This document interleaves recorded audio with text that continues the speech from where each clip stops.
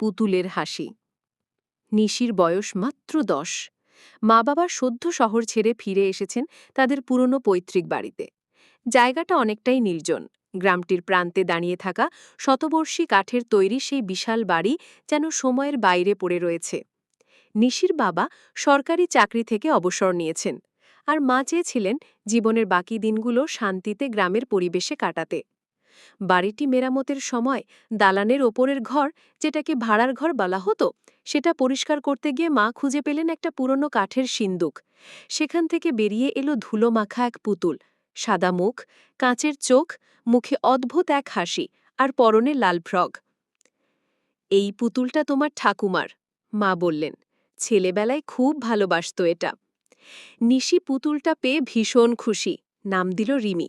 সারা দিন সে রিমির সাথে খেলল, কিন্তু প্রথম দিন থেকেই রিমি যেন একদম সাধারণ পুতুল ছিল না। রাতে ঘুমোতে যাওয়ার সময় নিশি পুতুলটিকে জানলার পাশে আলনায় বসিয়ে রেখে শুয়ে পড়ল। বাইরে ঝিঁঝি পোকার শব্দ, মাঝে মাঝে বাতাসে জানলার পর্দা দুলছে। হঠাৎ নিশির ঘুম ভেঙে যায় একটা অদ্ভুত শব্দে। হি হি হি। একটা নরম অথচ ঠান্ডা হাসির শব্দ। নিশি ভয় পেয়ে উঠে বসে। ঘর অন্ধকার, জানলা খোলা, পর্দা দুলছে, আর ঠিক জানলার নিচে পুতুলটা আর নেই।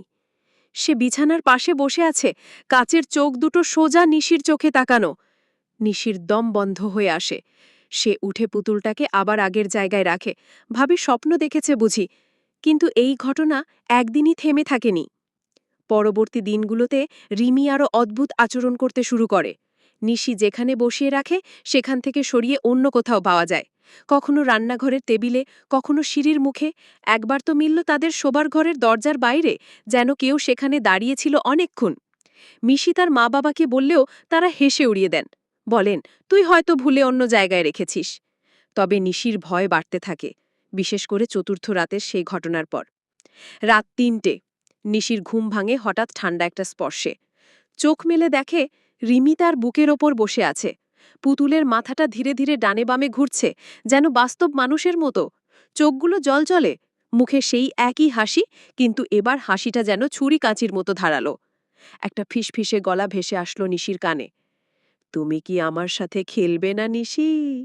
নিশি চিৎকার করে উঠে পড়ে। বাবা মা দৌড়ে আসে। পুতুল তখন আবার জানলার পাশের আলনায় বসে।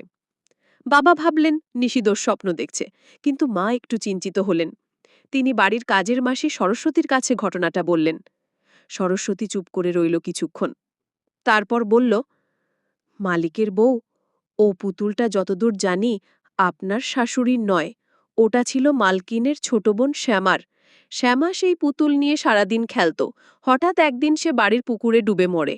কেউ বলতো নিজে পড়ে গেছে, কেউ বলতো পুতুলটা তাকে ডাকত। মা আঁতকে উঠলেন। ওই রাতে রিমিকে পুড়িয়ে ফেলার সিদ্ধান্ত নিলেন তারা। রিমিকে উঠোনে এনে কাঠের স্তূপে রাখল বাবা। চারিদিক নিস্তব্ধ। মা গায়ে গঙ্গাজল ছিটিয়ে মন্ত্র পড়ে আগুন ধরিয়ে দিলেন। পুতুলটা জ্বলতে শুরু করল, কিন্তু ঠিক তখনই আগুনের মধ্যে থেকে একটা উচ্চস্বরে ফাটল ধরা হাসি শোনা গেল। হি হি হি, খেলাটা তো সবে শুরু। পুতুল পুড়ে ছাই হয়ে গেল, কিন্তু নিশি এখনো রাতে ঘুমোতে গিয়ে সেই একই হাসি শোনে। জানালার ওপারে কেউ যেন তাকিয়ে থাকে।